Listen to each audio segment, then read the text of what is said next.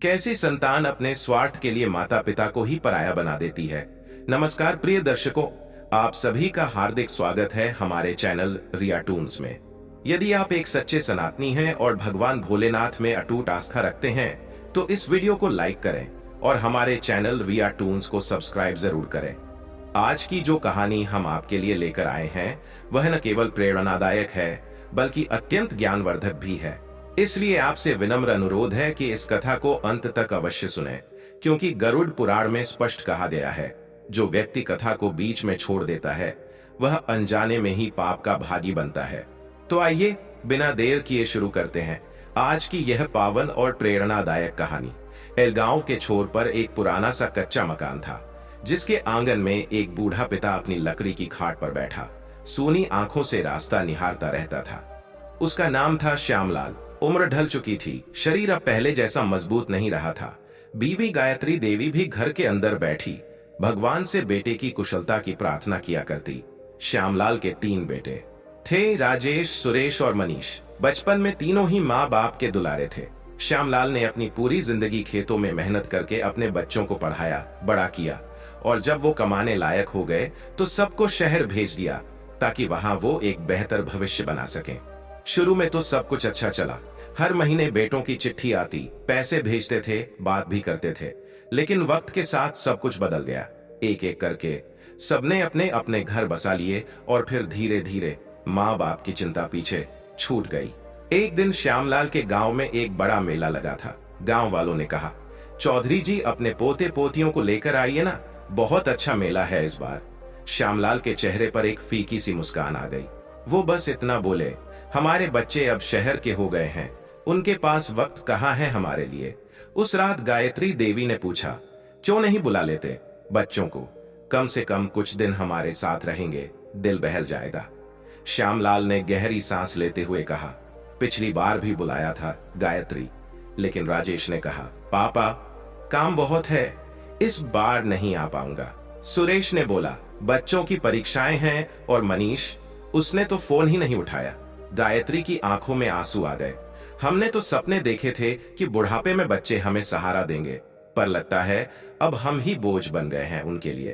अगले दिन गांव के प्रधान ने एक खबर सुनाई, सरकार वृद्धों को मासिक पेंशन देने की योजना शुरू कर रही है, उसके लिए शहर जाकर आवेदन करना होगा। यह सुनकर श्यामलाल ने सोचा, क्यों ना एक बार फिर बच्चों से मदद मांगी जाए। उन्होंने राजेश को फोन लगाया, बेटा सरकार की एक योजना आई है, तुम्हारे पास 1-2 दिन आकर। राजेश ने बीच में ही टोक दिया, पापा अभी बहुत बिजी हूँ, मीटिंग में हूँ, बाद में बात करता हूँ। सुरेश से बात करने पर उसने कहा, पापा माफ करना, अभी खुद ही तंगी में हूँ। मनीष ने साफ कहा, पापा आप लोग अब अपनी जिम्मेदारी खुद उठाइए, हम कब तक सब देखते रहेंगे। श्यामलाल के हाथ से फोन गिर गया। गायत्री दौड़कर आई, क्या हुआ? श्यामलाल बस यही बोल पाया, हमने बच्चों को अपने सुख बेचकर पाला और आज वो हमें ही पराया बना बैठे। कुछ दिनों बाद गांव में एक अफवाह फैली, राजेश ने शहर में नई कोठी ली है, गाड़ी भी बदल ली है, सुरेश का बच्चा महंगे स्कूल में पढ़ता है और मनीष ने बिजनेस शुरू कर लिया है। पर माँ बाप के लिए उनके पास सिर्फ एक जवाब है, हमारे पास समय नहीं है। श्यामलाल अब हर सुबह मंदिर के बाहर बैठते हैं, गांव के लोगों से बातें करते हैं, लेकिन हर बार एक ही सवाल उनके मन में घूमता है, क्या इतनी जल्दी भूल गए हमारे बेटे वो दिन जब उनके लिए हमने अपने स्वार्थों को कुर्बान कर दिया। एक दिन गांव में एक अनजान आदमी आया। उसने मंदिर के पास बैठकर श्यामलाल से पूछा, बाबूजी आप रोज यहीं बैठते हैं, कोई आपका बेटा नहीं है? श्यामलाल मुस्कुराकर बोले, बेटे तो हैं, लेकिन अब उनका वक्त हमारे लिए नहीं। उस आदमी की आंखों में भी कुछ दर्द उभर आया। वो कुछ देर चुप रहा, फिर बोला, अगर इजाजत दें तो कल से मैं आपके साथ बैठा करूं। श्यामलाल को एक नया सहारा मिल गया था। उसका नाम था रवि, जो किसी अपने को खो चुका था। अब वो रोज आता, श्यामलाल की बातें सुनता, उनके दर्द को बांटता। गायत्री देवी ने एक दिन रवि से पूछा, बेटा तुम तो पराए हो, फिर इतना अपनापन क्यों दे रहे हो हमें? रवि ने मुस्कुराते हुए कहा, कभी कभी पराए ही अपने से बढ़कर बन जाते हैं अम्मा। रवि अब हर सुबह मंदिर में श्यामलाल के साथ बैठता, उनके हालचाल पूछता और घंटों बातें करता। कभी कभी गांव के बच्चों को टॉफियां भी बांटता और श्यामलाल से कहता, बाबूजी ये मासूम चेहरे देखकर लगता है कि दुनिया में अब भी सच्चाई बाकी है। श्यामलाल की आंखों में अब पहले जैसा खालीपन नहीं था। रवि में उसे अपनापन महसूस होता था, एक ऐसा भाव जो उसके अपने बेटों में कहीं खो गया था। गायत्री देवी भी अब कुछ हल्की सी मुस्कान ले आती थीं जब रवि घर आता। एक दिन रवि ने संकोच से कहा, बाबूजी, अगर आप बुरा न माने तो मैं कुछ दिन आपके घर में रह सकता हूँ।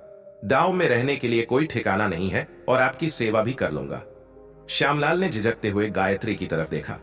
गायत्री ने सिर हिलाकर कहा, क्यों नहीं बेटा, ये घर अब भी इतना बड़ा है कि एक और दिल उसमें समा सके।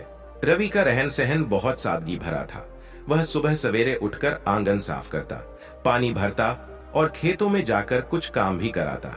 धीरे धीरे उसने श्यामलाल के खेतों की देखभाल भी शुरू कर दी। गांव वाले हैरान थे, कौन है ये लड़का जो गैर होकर भी इतना अपनापन दिखा रहा है। एक दिन प्रधान जी ने श्यामलाल से कहा, चौधरी जी, आपका बेटा तो शहर में रहता है और यह रवि यहाँ सेवा कर रहा है। यह लड़का तो आपसे कहीं ज्यादा जुड़ाव दिखा रहा है।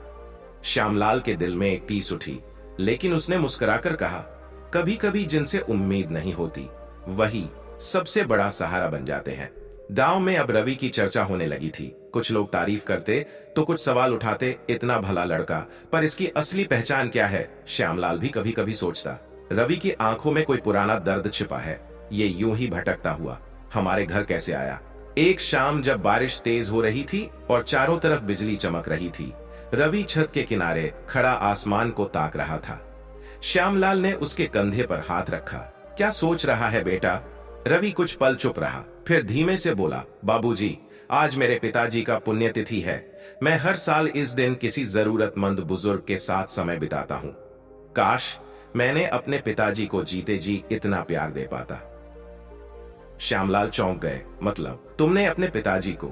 रवि की आंखें भीग गईं। हाँ बाबूजी, जब वो बूढ़े हो गए थे मैंने भी उन्हें नजरअंदाज किया। मेरी बीवी को उनका साथ अच्छा नहीं लगता था और मैंने चुपचाप उन्हें वृद्धाश्रम भेज दिया। कुछ महीने बाद उनकी मौत की खबर आई, पर तब तक बहुत देर हो चुकी थी। श्यामलाल और गायत्री स्तब्ध रह गए। गायत्री ने कांपते स्वर में पूछा, तो तुम यहाँ पश्चाताप करने आए हो? रवि ने सिर झुका लिया। हाँ अम्मा, आप दोनों में मुझे अपने माता पिता की छवि दिखती है। जो गलती मैंने उनसे की वो अब नहीं दोहराना चाहता। अब रवि के लिए श्यामलाल और गायत्री सिर्फ सहारा नहीं, प्रायश्चित का माध्यम बन चुके थे। वो दोनों भी रवि को बेटे से बढ़कर समझने लगे थे। गांव वाले अब कहते, कितने नसीब वाले हो चौधरी जी, जो ऐसा बेटा मिला आपको। श्यामलाल कभी कभी सोचते, मेरे अपने बेटे जिनके लिए मैंने सब कुछ छोड़ दिया, आज किसी गैर से कम है और यह गैर बेटा बन बैठा है। इधर शहर में राजेश, सुरेश और मनीष अपने अपने जीवन में व्यस्त थे। एक दिन राजेश को किसी जान पहचान वाले ने कॉल किया, भाई, तुम्हारे पिताजी के साथ रहने के लिए कोई लड़का आया है। लोग कह रहे हैं कि वो सब कुछ संभाल रहा है। राजेश को कुछ अजीब सा लगा। उसने भाइयों को फोन करके बात की। सुरेश बोला, क्या फर्क पड़ता है? अगर कोई है जो उनकी देखभाल कर रहा है तो अच्छा ही है। मनीष ने कहा, पापा ने ही तो कहा था कि उन्हें गांव छोड़कर कहीं नहीं जाना, तो अब भुगते। पर राजेश का मन बेचैन हो गया था। उसने तय किया कि अगली छुट्टी में एक बार गांव जाकर देखेगा। इधर गांव में रवि ने खेतों को फिर से उपजाऊ बना दिया था। श्यामलाल का छोटा सा घर अब फिर से हंसी खुशी से गूंजने लगा था। गांव के बच्चे भी अब रवि को बड़े भैया कहने लगे थे। गायत्री देवी अब हर रात भगवान का धन्यवाद करती, हे प्रभु, अपने तो छोड़ गए पर तूने किसी पराये को भेजकर हमारा सहारा बना दिया। लेकिन शांति ज्यादा दिन नहीं टिकती। एक दिन सुबह सुबह दरवाजे पर गाड़ी आकर रुकी। राजेश अपनी पत्नी और बच्चों के साथ नीचे उतरा। उसकी आंखों में हैरानी थी। घर साफ सुथरा, खेतों में हरियाली और आंगन में रवि गायत्री के पैरों में तेल की मालिश कर रहा था। राजेश की पत्नी ने फुसफुसाकर कहा, लगता है इसने सब हथिया लिया है। राजेश गरज उठा, कौन हो तुम? मेरे माँ बाप के घर में क्या कर रहे हो? श्यामलाल खाट से उठे, लेकिन उनके चेहरे पर शांति थी। उन्होंने कहा, राजेश, ये रवि है जो हमारे अपने होते हुए भी पराये हो गए। उसने पराया होकर हमें अपना बना लिया। राजेश हतप्रभ रह गया। गायत्री ने भी जोड़ा, बेटा, अगर किसी को हमारे करीब रहने का अधिकार है तो वो उसे मिलना चाहिए जिसने हमारे दुख में साथ दिया हो। राजेश गुस्से से लाल हो गया। पापा, आप भूल रहे हैं कि हम आपके बेटे हैं। और ये सिर्फ एक नौटंकीबाज है। रवि चुपचाप खड़ा था। उसने कुछ नहीं कहा, बस श्यामलाल की ओर देखा। उनकी आंखों में फिर वही पुराना दर्द लौट आया था। घर का वातावरण अचानक भारी हो गया था। राजेश का चेहरा गुस्से और संदेह से भरा हुआ था। उसकी पत्नी नीची आवाज में बड़बड़ा रही थी, हमने इन्हें शहर आने को कहा था, इन्होंने तो इस लड़के को ही घर का मालिक बना दिया। श्यामलाल धीरे से बोले, राजेश, ये घर किसी का हक नहीं, ये तो ममता की छांव है। जो इसकी छांव को संजोए वही उसका असली अधिकारी है। राजेश की आंखें लाल हो गईं। आप हमें ताना मार रहे हैं पापा, हम क्या आपके अपने नहीं हैं? रवि अब तक चुप था, लेकिन अब उसने हल्की आवाज में कहा, भाई साहब, मैं तो सिर्फ सेवा करने आया था। अगर मेरी मौजूदगी आपको चुभ रही है तो मैं अभी चला जाऊंगा। गायत्री देवी ने तुरंत कहा, नहीं बेटा, तुम कहीं नहीं जाओगे। राजेश और उसकी पत्नी यह सुनते ही और तिलमिला उठे। राजेश ने तंज कसते हुए कहा, लगता है अब बेटों की जगह किराए पर बेटे मिलते हैं। माँ बाप भी खरीद लेते हैं वफादारी। श्यामलाल की आंखें भर आईं। वो बोले, बेटा, किराए पर तो वो रिश्ते होते हैं जो दिखावे के लिए निभाए जाते हैं। रवि ने जो किया है वो बिना किसी उम्मीद के किया है। क्या तुमने कभी पूछा कि हम कैसे हैं, खाना खाते हैं या नहीं? बीमारी में कौन दवा लाता है? ये रवि पूछता है। निभाता है, इसलिए आज ये पराया नहीं लगता। गायत्री देवी ने आहिस्ता से कहा, तुम्हें हमारा प्यार याद तब आता है जब किसी और को पास देखते हो। ये कैसा हक है जिसमें न भाव है न सेवा? राजेश कुछ पल चुप रहा, फिर बोला, ठीक है पापा, अगर आप इसे ही अपना बेटा मानते हैं तो फिर आपकी संपत्ति, जमीन जायदाद, सब कुछ इसे दे दीजिए। कम से कम हमें भ्रम में न रखिए। रवि ने तुरंत कहा, आपकी संपत्ति मुझे नहीं चाहिए। मैंने तो बस आपके साथ कुछ वक्त बिताना चाहा था, क्योंकि मैं अपने पापा के साथ वो वक्त नहीं बिता पाया। यही मेरी गलती है। श्यामलाल ने गहरी सांस ली। गलती तो हमने भी की थी रवि। अपने बेटों से उम्मीदें लगाकर उस रात घर में सन्नाटा पसरा रहा। राजेश और उसका परिवार अलग कमरे में थे और रवि आंगन में खाट पर लेटा हुआ छत की तरफ ताक रहा था। गायत्री देवी बाहर आई और बोली, बेटा अंदर आजा, ठंड लग जाएगी। रवि मुस्कुराकर बोला, अम्मा, ठंडी हवा मन को सुकून देती है।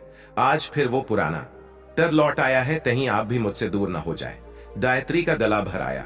उन्होंने रवि के माथे पर हाथ फेरा और कहा, तू हमारा बेटा है रवि। ये बात अब किसी कागज या खून से साबित करने की जरूरत नहीं। अगली सुबह श्यामलाल ने रवि को साथ लेकर खेतों की ओर चलना शुरू किया। रास्ते में उन्होंने कहा, बेटा, मैं चाहता हूं कि अब ये खेत तू संभाले। मेरी उम्र हो चली है और मैं चाहता हूं कि ये जमीन किसी ऐसे हाथ में रहे जो इसका मोल जानता हो, न कि सिर्फ कीमत। रवि ने सिर झुका लिया। बाबूजी, मैं सब कुछ करूंगा, पर किसी कागज पर मेरा नाम मत लिखिए, बस आशीर्वाद चाहिए। श्यामलाल ने कुछ नहीं कहा, बस रवि के कंधे पर हाथ रख दिया। वहीं दूसरी ओर राजेश की पत्नी ने उसे भड़काया, अगर तुमने अभी कुछ नहीं किया तो सब कुछ इसी के नाम हो जाएगा। पिताजी की वसीयत तैयार करवाने की बात चल रही है गांव में। राजेश भुनभुनाता हुआ उठा और सीधा गांव के वकील के पास गया। काका, अगर पापा कोई वसीयत बना रहे हो तो मुझे खबर करनी होगी। वकील ने हंसते हुए कहा, अभी तक तो कोई वसीयत बनी नहीं है बेटा, पर अगर बनेगी भी तो उस पर हस्ताक्षर करने वाले शख्स का फैसला होगा। राजेश गुस्से से लाल हो गया, लेकिन उसके भीतर कहीं एक हल्का सा डर भी पैदा हो चुका था। क्या मेरे माता पिता सच में अब मुझे पराया मानने लगे हैं? इसी बीच गांव में पंचायत बैठी। प्रधान जी ने श्यामलाल को बुलाकर कहा, चौधरी साहब, अब आप बूढ़े हो गए हैं, खेतों की जिम्मेदारी किसी को देनी होगी। गांव के लोग जानना चाहते हैं कि आपकी मंशा क्या है। श्यामलाल ने कहा, जब मेरे अपने ही बेटों को इसकी फिक्र नहीं तो मैं क्यों किसी को जवाब दूं? पर एक बात तय है, ये जमीन अब उस इंसान के नाम होगी जो दिल से हमारा बना हो। राजेश वहीं खड़ा था और ये सुनकर उसका चेहरा फीका पड़ गया। उसी रात राजेश अकेले में श्यामलाल के पास आया। उसकी आंखों में थोड़ी नरमी थी। पापा, क्या सच में आपने हमें दिल से निकाल दिया है? श्यामलाल बोले, नहीं बेटा, तुम्हें दिल से निकालना आसान नहीं, पर दिल से जो दूर हो जाते हैं उन्हें फिर पास लाना आसान भी नहीं। राजेश कुछ पल चुप रहा, फिर बोला, अगर मैं कुछ बदलना चाहूं तो क्या देर हो चुकी है? श्यामलाल ने कोई जवाब नहीं दिया। वो बस राजेश की आंखों में देखता रहा, जैसे परख रहा हो ये पश्चाताप है या फिर कोई और स्वार्थ। राजेश की आंखें श्यामलाल की आंखों में झांक रही थी, लेकिन वहां कोई स्पष्ट जवाब नहीं था। श्यामलाल का चेहरा भावहीन था, जैसे वर्षों का दर्द अब उनके चेहरे पर जम चुका हो। राजेश ने धीरे से पूछा, पापा, क्या मैं दोबारा आपके दिल में जगह बना सकता हूँ?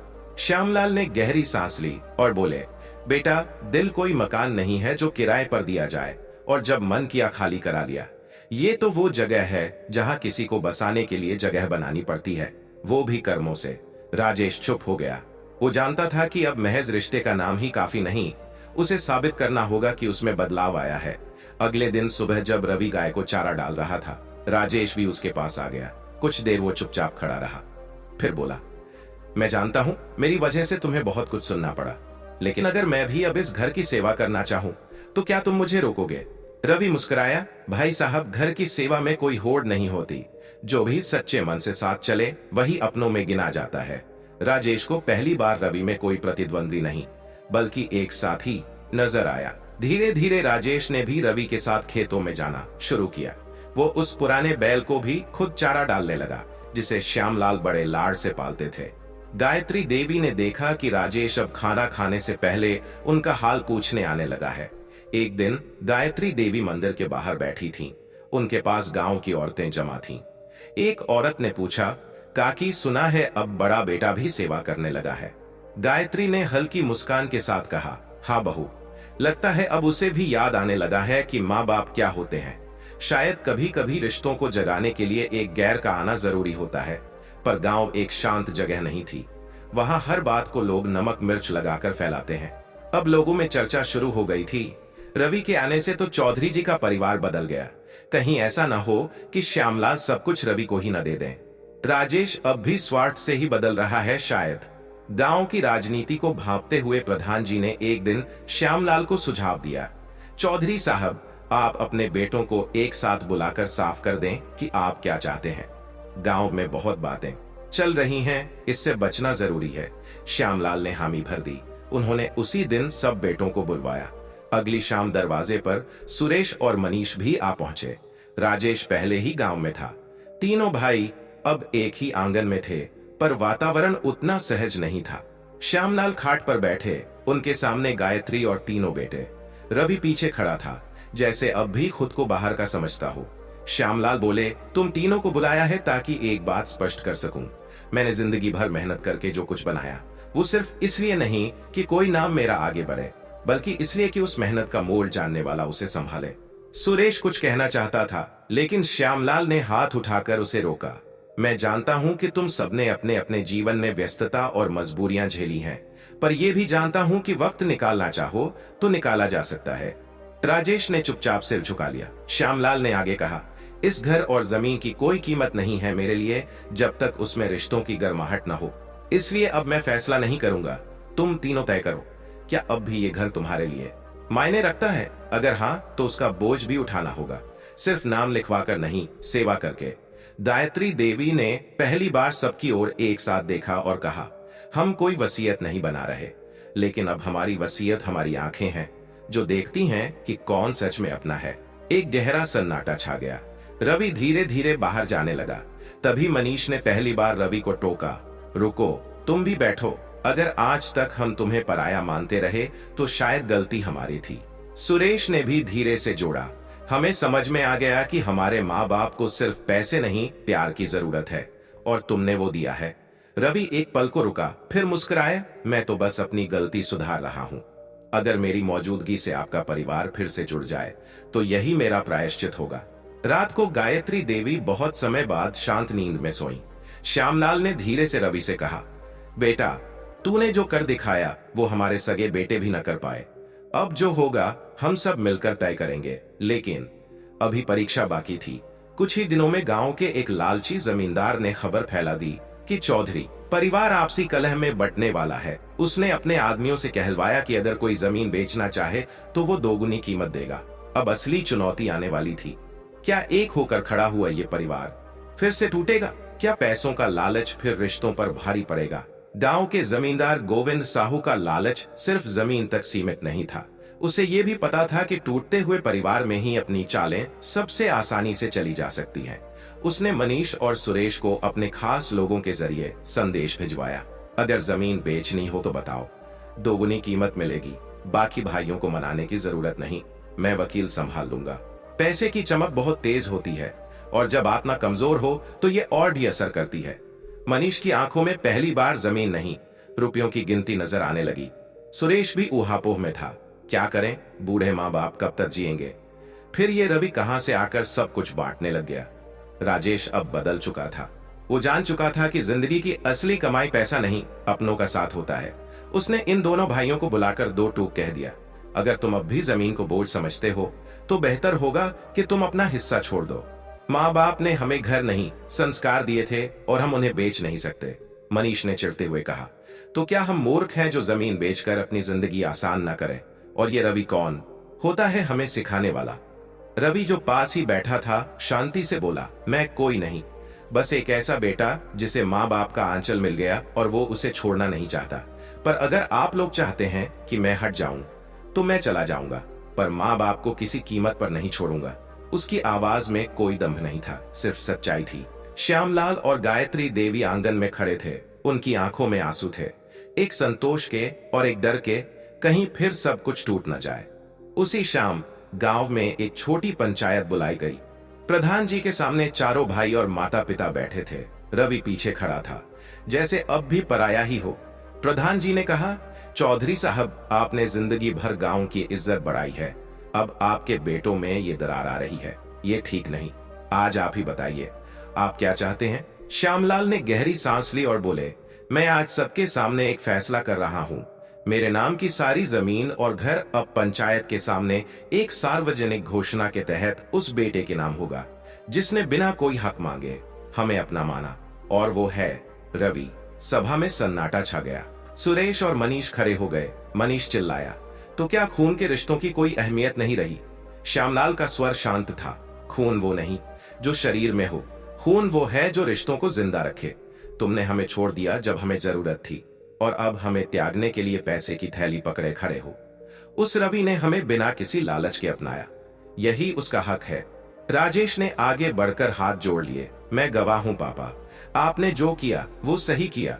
मैं भी चाहता हूं कि रवि ही इस घर को संभाले।